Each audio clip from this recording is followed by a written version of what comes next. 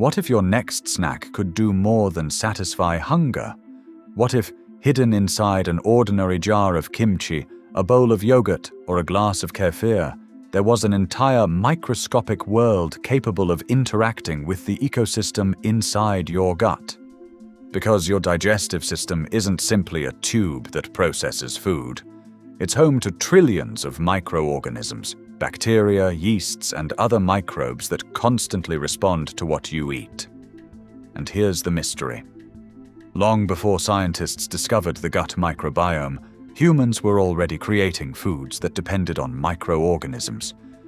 But there's something most people don't realize. A fermented food isn't automatically a probiotic food. Some contain living cultures, some don't. Some lose those cultures when they're heated. And some fermented foods may still offer interesting benefits even when the microorganisms themselves are no longer alive. So, what should you actually be eating?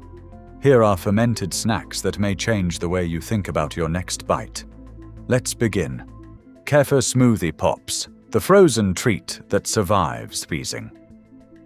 Here's a question people ask constantly about fermented foods. Does freezing kill the bacteria? The research is reassuring. While freezing does slow bacterial activity and can reduce bacterial counts somewhat over time, studies on frozen fermented dairy products show that a portion of beneficial bacteria can survive freezing and remain viable after thawing. This makes Kefir Smoothie Pops a potentially useful fermented food snack, not just a treat that used to be one. Kefir's roots as a mountain culture endurance food make it a natural fit for this format, a portable, energy-dense snack that traveling shepherds relied on for nourishment and hydration. Blend plain kefir with frozen berries, a small banana, and a spoonful of honey until smooth. Then pour into popsicle molds and freeze for at least 4 hours.